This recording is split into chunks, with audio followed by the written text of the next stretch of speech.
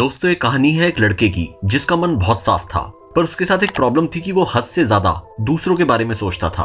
कई बार लोग उसका मजाक भी उड़ाते थे, तब भी वो चुप रहता था। लोग उसका बहुत फायदा उठाते थे, उससे बहुत काम लेते थे और काम निकल जाने के बाद उसे पूछते तक नहीं थे, कोई वैल्यू नहीं देते थे।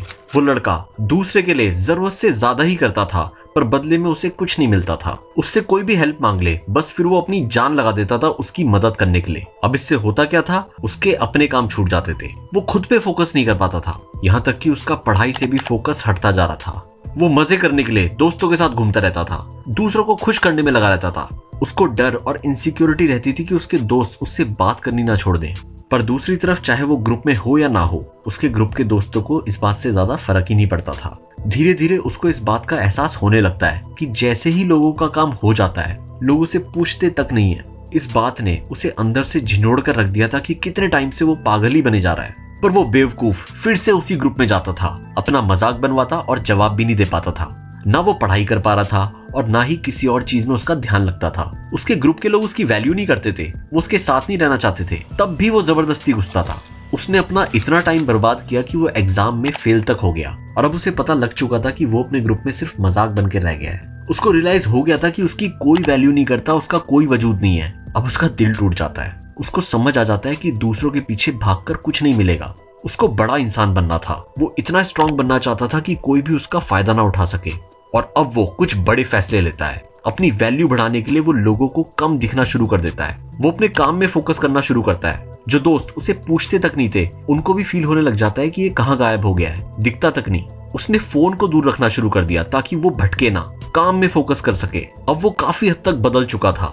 वो अब खुद को वैल्यू देता था। उसके लिए उसका काम, उसका वक्त सबसे इंपॉर्टेंट होता था। अगर उसके पास कोई इंपॉर्टेंट काम होता तो वो किसी से नहीं मिलता था और वो मुंह पर ही मना कर देता था कि पहले मैं इस काम को पूरा करूंगा।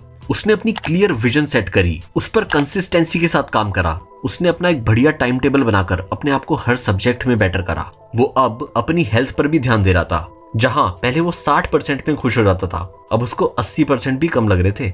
वो डेली अपने आप को सिर्फ 1% इंप्रूव कर रहा था। या धीरे धीरे करके उसके अंदर एक अलग ही तरह का कॉन्फिडेंस आ रहा था। कोई अगर उसे कुछ बोलता तो वो लड़ता नहीं, बल्कि अपने काम से, अपने रिजल्ट से उसका मुंह बंद कर देता। धीरे धीरे, चाहे वो स्पोर्ट्स हो, कम्युनिकेशन स्किल्स हो, पढ़ाई हो या पर्सनालिटी डेवलपमेंट, वो हर चीज में बेहतर होता जा रहा था और ऑटोमेटिकली लोग उसकी वैल्यू कर रहे थे। लोग तरसते थे उससे बात करने के लिए। इतना फोकस्ड। उसके दोस्तों को समझ में नहीं आ रहा था कि इसके अंदर इतना बदलाव आ कैसे गया। अब लोग तरसते थे उससे बात करने के लिए और वो अपने सपनों पर काम करता जा रहा था। और एक दिन वो बहुत बड़ा इनकम टैक्स ऑफिसर बन गया। जो रिश्तेदार उसको पूछते तक नहीं थे, उसकी बेइज्जती करते थे, आज वो उसके कॉल का वेट करते हैं और बड़े फख्र से बताते हैं कि हमारे रिश्तेदार का बेटा बहुत बड़ा इनकम टैक्स ऑफिसर है। भाई, इस कहानी से क्या लर्निंग मिलती है? आप कभी भी अपने हिसाब से अपनी लाइफ को चेंज कर सकते हो। बस अपनी वैल्यू बढ़ाओ।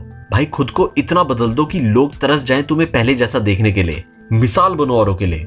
भाई, जो चेंज होता है ना, वो एक दिन में नहीं होता। धीरे धीरे, daily, step by step life में आगे बढ़ते रहो। मैं जानता हूँ इस कहानी से किसी ना किसी ने कभी ना कभी जरूर रिलेट किया होगा। तो यार, जैसे तुम हो ना, उससे बेटर बनने का ट्राई करो। और ऐसी पावरफुल वीडियोस देखने के लिए डू सब्सक्राइब। Thank you.